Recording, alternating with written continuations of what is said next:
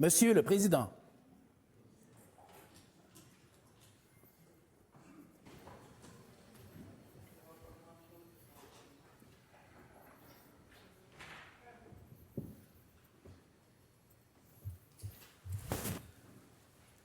Alors, bonjour à toutes, bonjour à tous, bonjour chers collègues. Très content de vous retrouver pour cette nouvelle session. Alors, je vous invite à prendre place. Nous allons débuter la rubrique Déclaration des députés. J'en profite pour souhaiter la bienvenue à celles et ceux qui sont dans les tribunes, qui sont avec nous ce matin pour cette période de Déclaration des députés. Je vous invite à prendre place aussi. Alors, j'en profite, collègues, pour vous rappeler, comme d'habitude, que la déclaration de députés est d'une durée maximale d'1 minute. Je sais que vous allez respecter cette consigne. Alors, la première déclaration revient à Monsieur le député de Saint-Jean. Monsieur le Président, au lendemain du discours inaugural du Premier ministre, je me lève avec joie et fierté pour vous dire que le Haut-Richelieu est prêt pour la nouvelle vision économique du gouvernement et partage ses ambitions dans le secteur de la défense. Vous aurez noté que le Premier ministre a répété hier que la défense ferait partie de l'équation dans la nouvelle donne économique mondiale qui s'offre à nous. Et pour le comté de Saint-Jean, c'est de la musique à nos oreilles, puisque la région a déposé au ministère de l'Économie, de l'Innovation et de l'Énergie un projet de centre de recherche et d'innovation en sécurité et défense, et c'est assurément une des clés dont disposerait le Québec pour s'inscrire dans cette nouvelle mouvance, en plus des secteurs navals et de l'aéronautique qui s'imposent naturellement dans les circonstances. Mais d'ailleurs, comme on peut le lire dans la presse plus de ce matin, sans oublier que le secteur de la défense est déjà bien présent chez nous dans le Haut-Richelieu et prêt à relever ce défi pour participer à cet essor prometteur pour le Québec. Merci, Monsieur le Président. Merci, Monsieur le député de Saint-Jean. La parole revient maintenant à Madame la députée de Lapinière. Merci, Monsieur le Président. En cette journée internationale des personnes aînées, je tiens à souligner l'importance des nombreux rôles que jouent les aînés au Québec. Des rôles comme ceux de grands-parents qui facilitent la conciliation travail-famille, de bénévoles au sein d'une foule d'organismes communautaires qui rendent des services essentiels à nos voisins et voisines, de proches aidants pour soutenir un proche, de mentors pour partager leur expérience, de mémoires capables de nous ancrer dans notre histoire familiale ou nationale et dans notre culture. Les personnes aînées sont les bâtisseurs et les piliers de notre société.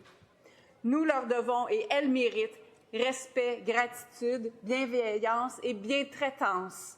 Il faut le reconnaître haut et fort aujourd'hui, mais aussi dans nos décisions comme législateurs, et quand viendra le temps, individuellement, de prendre soin d'un être cher. Bonne Journée internationale des aînés.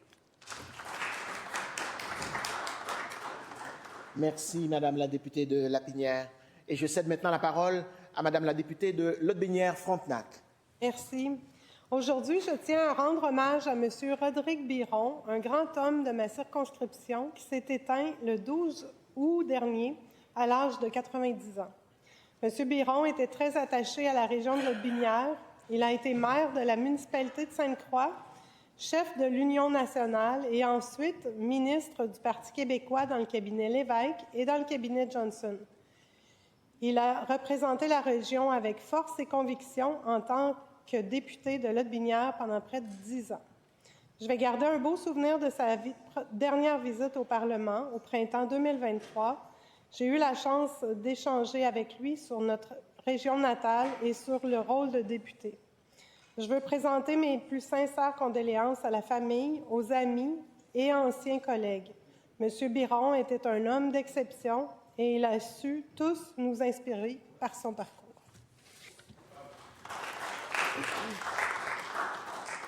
Merci, Madame la députée de Lotbinière-Frontenac. La parole revient maintenant à Madame la députée de Verdun. Merci, Monsieur le Président. Les chômages chez les jeunes augmentent au Québec, avec des taux allant jusqu'à 14 voire 20 dans certains cas. Cette génération, déjà vulnérable, fait face à des défis majeurs. L'automatisation et l'intelligence artificielle suppriment des emplois d'entrée, rendant l'intégration des jeunes au marché du travail encore plus difficile. Dans ces contextes, les carrefours jeunesse-emploi sont essentiels. Pourtant, à Montréal seulement, leur financement a été réduit de 6 millions de dollars. Imaginez-vous, le CJE de Verdun a perdu près d'un demi-million depuis 2021. Le résultat, c'est la réduction des heures d'ouverture, moins de personnel et donc moins de soutien pour les jeunes en recherche d'emploi. C'est inacceptable. Il faut garantir un financement stable et adéquat au Carrefour Jeunesse Emploi qui accompagne nos jeunes partout au Québec. Il faut que les politiques d'emploi pour contrer le chômage doivent absolument tenir compte des réalités des jeunes. Ils et eux et elles ont besoin de notre soutien maintenant. Merci, Madame la députée de Verdun. Au tour maintenant de Madame la députée de Prévost. Monsieur le Président, c'est avec beaucoup d'émotion que nos citoyens ont été touchés par l'incendie de l'école Val-des-Monts, véritable pilier de Prévost depuis 1960. Cette école représentait bien plus qu'un lieu d'apprentissage, mais aussi un lieu d'épanouissement depuis plusieurs générations. Je tiens à remercier aujourd'hui les nombreux pompiers, les autorités de toutes les régions des Laurentides pour leur mobilisation exemplaire lors de l'incendie. Face à cette épreuve, un formidable élan d'entraide s'est déployé à Prévost et dans les municipalités voisines. Je tiens à saluer le travail exceptionnel du Centre de services scolaires de la Rivière-du-Nord, de la Ville de Prévost, des différents organismes, notamment la Maison d'entraide de Prévost, le Club Optimiste, les bénévoles, les citoyens qui ont amassé plus de 200 000 $ pour aider à la rentrée scolaire des élèves dans les nouvelles écoles qui les reçoivent aujourd'hui. Merci à la communauté de Prévost. Bravo. Merci, Madame la députée de Prévost. Et je retourne la parole à Madame la députée de Notre-Dame-de-Grâce. Merci, Monsieur le Président. Alors, à titre de porte-parole de ma formation responsable de la région de l'Estrie, je suis fière de souligner le 40e anniversaire de l'organisme Mon Chez Nous, dont j'ai eu le privilège de visiter en mars dernier. Fondé en 1985 et basé à Sherbrooke, l'organisme permet d'offrir un chez-soi à 35 personnes vulnérables vivantes avec des limitations diverses. Mon Chez Nous se démarque donc par son modèle d'hébergement qui permet à ses résidents d'être les véritables hôtes de la maison qu'ils habitent. Ils sont stimulés et invités à s'investir dans leur projet de vie, dans leur milieu de vie, selon leurs capacités. Les membres de d'équipe d'intervenants contribuent ainsi seulement lorsqu'une assistance est nécessaire. Je tiens à souligner dans nos tribunes la présence des fondateurs Janvier Caron, Rachel Caron, ainsi que leur fils gestionnaire David Caron et d'autres. C'est vraiment un beau projet de famille, de communauté exemplaire. Merci infiniment pour votre mission essentielle et bon 40e anniversaire. Bravo. Merci, Madame la députée de Notre-Dame-de-Grâce. Et la parole revient maintenant à Madame la députée de Rivière-du-Loup-Témiscouata. Merci, Monsieur le Président. Aujourd'hui, je tiens à souligner la carrière d'une véritable légende du monde de la radio dans l'Est du Québec, Monsieur Daniel Saint-Pierre, qui célèbre ses 50 ans de carrière. Nous le connaissons pour son rôle marquant de journaliste du matin pendant plus de 35 ans à l'émission Bonjour Grand Portage, diffusée sur les ondes de Ciel FM. Notamment reconnu pour son franc-parler, sa rigueur et son professionnalisme, il livre l'information de façon claire, parfois sans complaisance, mais toujours avec le souci du travail bien fait dans le but de donner la bonne information. Encore aujourd'hui, il demeure une voix familière et incontournable du lundi au jeudi avec son émission Saint-Pierre et Lebel dans le retour sur les ondes de Ciel FM. Monsieur Saint-Pierre, au nom de tous les citoyens de la circonscription, bravo et merci de continuer à informer, à divertir et à rassembler vos auditeurs autour de l'information. Merci, Monsieur le Président. Merci, Madame la députée de Rivière-du-Loup-Témiscouata. La parole revient maintenant à Monsieur le député de Matane-Matapédia. Monsieur le Président, depuis les derniers jours, la période de la chasse est officiellement ouverte et ma région accueille un grand nombre de chasseurs. Je tiens non seulement à les saluer, mais également à inviter au respect des règlements relatifs à la pratique aux quotas et aux zones de chasse. Afin de préserver une pratique sécuritaire, il incombe à chacun de faire preuve de respect. Par la même occasion, je dénonce une fois de plus les activités de braconnage sur notre territoire, une pratique illégale qui met en péril la faune locale. Le braconnage constitue aussi une menace sérieuse à la pérennité des activités de chasse. À cet effet, je tiens également à saluer les agents de la faune, trop peu nombreux, dont l'assistance et la surveillance sont indispensables en tout temps sur nos territoires. Leurs interventions contribuent à assurer la sécurité et à encadrer la pratique entre tous les usagers, mais aussi à la préservation de notre patrimoine phonique. En conclusion, j'invite tous les usagers à faire preuve de vigilance, à respecter rigoureusement les règlements en vigueur et à condamner toute forme de braconnage qui nuit à la faune, aux chasseurs et à l'équilibre de nos écosystèmes. À toutes et tous, je vous souhaite une saison de chasse sécuritaire, respectueuse et fructueuse. Merci, M. le Président. Merci, Monsieur le député de Matane-Matapédia. Je cède maintenant la parole à Madame la députée de Pointe-aux-Trembles. Merci beaucoup, Monsieur le Président. C'est avec une grande fierté que je souligne le 80e anniversaire de Centraide Québec Chaudière-Appalaches. Je salue la présence dans les tribunes de 2 membres de Centraide, Mme Isabelle Genet, présidente directrice générale, ainsi que M. Benoît Caron, président du conseil d'administration.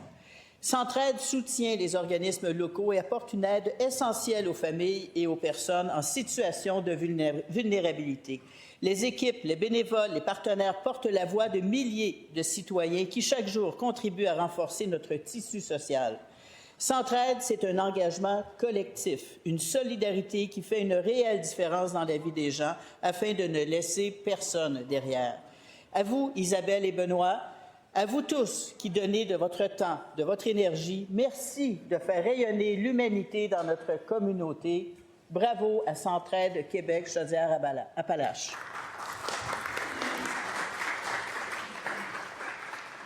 Merci, Madame la députée de Pointe-aux-Trembles. La parole revient maintenant à Monsieur le député de Vachon. Merci beaucoup, Monsieur le Président. Dans le cadre de la Journée internationale des aînés, je souligne l'engagement exceptionnel de Mme Carole Charbonneau. Mme Charbonneau qui est ici avec les Amis de la FADOC de Saint-Hubert, une femme de cœur et de conviction au service de la communauté de Saint-Hubert depuis maintenant 10 ans. Bravo, Carole. Carole s'investit avec passion au sein du conseil d'administration du club de la FADOC de Saint-Hubert. On dit qu'elle est partout à la fois. Sa présence rassure les membres. Elle possède une mémoire remarquable. Elle se rappelle du nom de chacun. Sa mission, veiller au bonheur de tous les membres du club de la FADOC de Saint-Hubert. Carole s'implique activement dans l'organisation des soupers thématiques, des voyages, sans oublier l'ensemble des nombreuses tâches administratives qu'elle accomplit avec rigueur. C'est pour l'ensemble de son implication que je tiens à la remercier sincèrement au nom de tous les citoyens de Vachon. Carole, ton dévouement, ton engagement sont une véritable source d'inspiration pour nous tous. Merci de faire une si grande différence auprès des aînés Saint-Hubert. Merci, Carole. Merci, Monsieur le Président.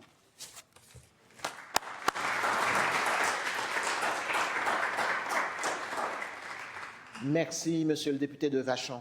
Et la parole revient maintenant à Monsieur le député de Chapleau. Merci beaucoup, Monsieur le Président. Aujourd'hui, j'aimerais souligner le 50e anniversaire d'un organisme essentiel dans Chapleau, à Gatineau, en Outaouais. Il s'agit de Réabex. Depuis 1975, Réabex tend la main aux personnes judiciarisées et marginalisées. Là où certains voient des étiquettes, Réabex voit des êtres humains. Là où il y a exclusion, cet organisme construit des ponts. Depuis 5 décennies, cet organisme accompagne avec humanité et compétence les personnes en quête d'une seconde chance. Il les aide à retrouver leur dignité par l'emploi, le retour aux études ou la réhabilitation sociale. Réabex, c'est l'écoute, la médiation et aussi l'éducation du public face aux préjugés. C'est enfin la conviction profonde que personne ne devrait être prisonnier de son passé. Je tiens à souligner l'engagement exemplaire de toute l'équipe de Réabex. Grâce à leur travail acharné, ce sont plus de 500 personnes chaque année qui reprennent leur place dans la société. Je dis merci pour votre compassion, votre ténacité, votre foi en l'humanité. Vous changez des vies, vous réparez le tissu social, vous donnez de l'espoir là où il semblait perdu. Vous êtes un pilier de solidarité et d'avenir pour l'Outaouais. Bon jubilé.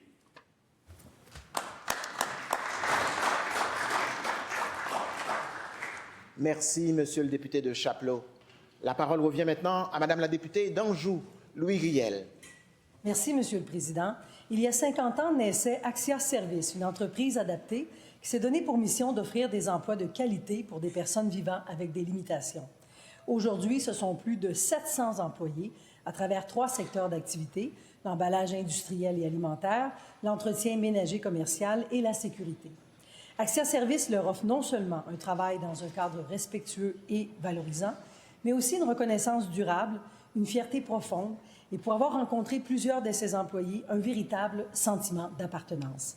En célébrant cet anniversaire, nous reconnaissons une réussite collective, un modèle inspirant d'inclusion et porteur d'avenir pour l'ensemble du Québec.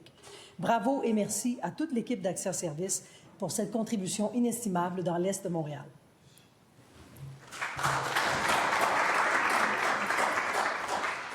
Merci, Madame la députée d'Anjou, Louis Riel. Alors voilà qui met fin à la rubrique Déclaration des députés. Je remercie chacun de vous pour votre participation à cette rubrique et je suspends les travaux quelques instants.